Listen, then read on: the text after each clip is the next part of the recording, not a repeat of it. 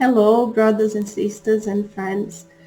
Today we're going to talk about the Spirits book. The Spirits book is the first book that was written by Allan Kardec. And I cannot talk about Allan Kardec without talk first who was Allan Kardec? Who was this guy? Who is this founder of the Spiritism? And because of that, I have to do a brief introduction about him. And he will explain to us through this first book, which was written, first of all, in 1857, was publicized in 1860. But this book was revised too, and was revised through the spiritual world that told him that you had to revise this book. So first of all, was written in 1857, was publicized in 1860, but then he was having instructions by the spiritual world and told him you have to write again and you have to revise something that was written. So first of all, let's say who was Allan Kardec and why he has this mission. So Allan Kardec was known before he became Allan Kardec as Léon Denisard Hippolyte Rivalis, better known as the Plume of Allan Kardec. He was born in Lyons on the 3rd of October in 1804. He was from an old family in Bourgogne and Bresse, and that had been for many generations and honorably distinguished in magistracy and in the bar. Allan Kardec, as now we know, and back when he was Léon Denisard Hippolyte Rivalis.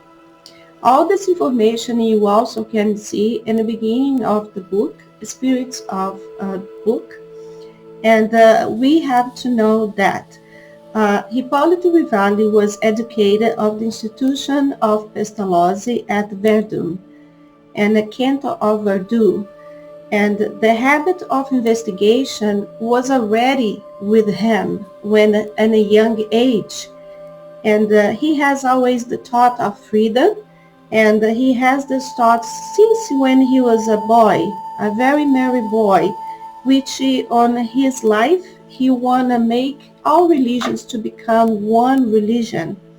And he always have this furnish on him, this strike example to be as passionate and endowed by nature to teaching. He was born in a Catholic country and by education, a Protestant one. So as the summary that I'm doing to you is that he brought up as in a Catholic country, but he was educated by a Protestant one. He began when he was a boy to have meditating himself that he want to bring a unified one belief. So since when he was a boy, he has on his mind, I want to unify all the religions to everyone think at one way. So this was on his mind since he was a boy, and he want to put all various sects of the Christianity as one belief, which lie and elaborating to himself on this way. But this was silence on him for many years because it was necessary for him to become successful late in life. And without those elements that he was trying to put on his mind, he has to silence that. Without the success, those elements that he was looking for, so he silenced what he has in mind. With that said, he didn't have those elements in his possession by that time. Time went by, and in 1825, 1824, he moved to Lyons and devoted himself to the bar.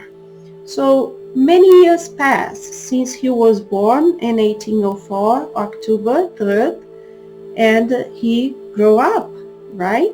So in 1824, he moved to Lyons and devoted himself to the bar, renouncing the idea.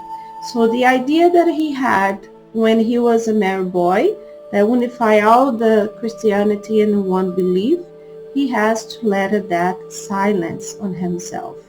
And he become in the bar, and he occupying himself to something and translating something called telemachus.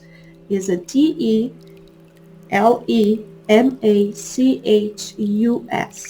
telemachus, which was very vast use in France on that time, and all the standards of the French books for the youth German. So all the youth Germans are using that method called telemachus. In 1828, he purchased a large and flourishing education establishment for the boys and devoted himself to the work of teaching. So we are talking about Léon Denisard Hippolyte Rivalis. Many of those peculiar things that he fit himself of education is still used in today's date. The Telemachus and all those books as a Rivalis, Léon Napolitan Rivalis, is still being used today, Denisard Rivalis. So he devoted himself on teaching. In 1830, he hired at his own expenses a large hall in the Rue de Serves is the name of that street on French, and that in courses of gratitude and lectures. He also teach chemistry, physics, and comparative anatomy and astronomy. So he was the guy, right? He teaches a lot of things. He was very smart. He was very educated. So everybody trusts and Léon Denisard Rivalis. He was very known by the society and the elites on that point. So those lectures continued by him through a period of 10 years where he was successful on that point in time. So those was being given all this knowledge for all those places where he was.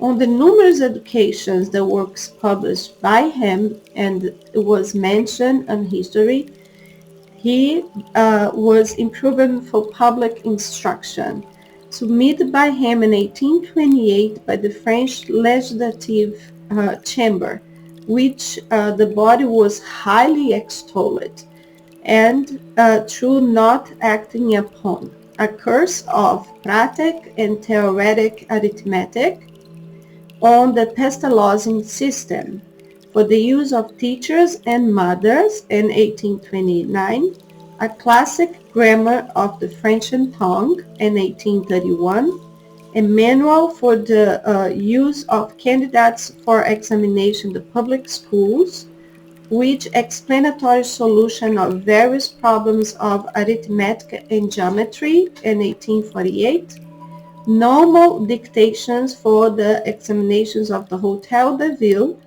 and the Sorbonne, which special dictations in orthography difficulties in 1849. These works, highly esteemed at the time of their publications, are still in use in many French schools, and the author was bringing out new editions for some of them at the time of his death. So the beginning, when he started teaching until his death, all those instruments, all those teachings is still used in France. So he was a member of several learned societies, among others, of the Royal Society of Arts. So all the places was using his teaching methods, which in 1831 he was awarded him the Prize of Honor for a remarkable essay on the question, what is the system of study most in harmony with the needs of the epoch? So he was for several years of the Secretary of Phrenological Society of Paris, and took an active part in the labors of Society of Magnetism, giving much time to the practical investigation of somnambulism, trance, clairvoyance, and the various other phenomena connected with the mesmeric action. So, Leon Design Rivali, he was a scientist. He was someone that he has to see to believe. He has action and reaction. He was someone that believes that what he can prove. He was not someone that is just telling him that something happened and he will believe. He has to taste theoretically, and he has to see that what is going on was the truth. Spiritism itself, the religion itself, is rational religion. It's not something that we believe just on the faith, but we use the reason to believe also. Yes, we are Spiritisms, but we do believe also with our reason. So everything we believe in our faith, we also know by sure that was already seeing and tangible to us to believe. So Spiritism, it's something that was already being tested by Allan Kardec, that we know now as Allan Kardec. At that point that when he studied all those phenomena, he also tested himself to know if those things was not something produced by a human being, that a human being was doing charlatanism with that thing.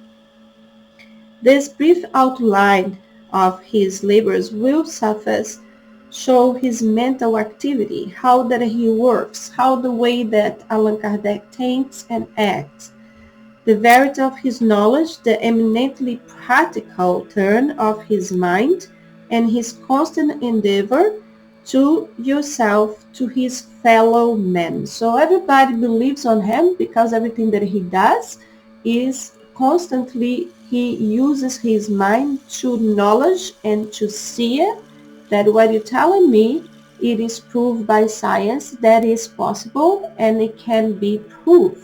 So you're telling me that this is yellow because I can see, I can touch, and I know that is a yellow.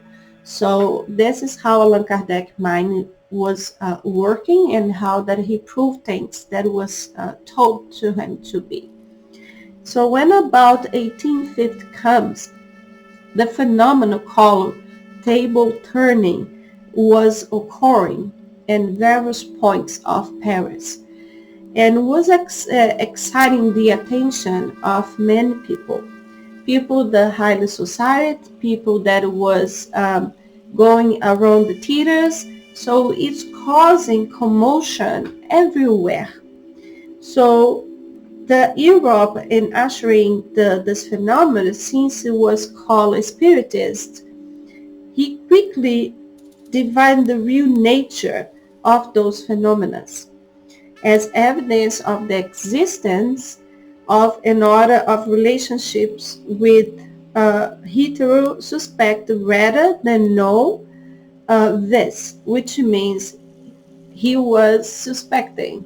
What is those turning tables? Because the thing it is, material things don't think, and material things don't talk. So he's already suspecting that something funny was going on with this case, right? We'll talk in the next video.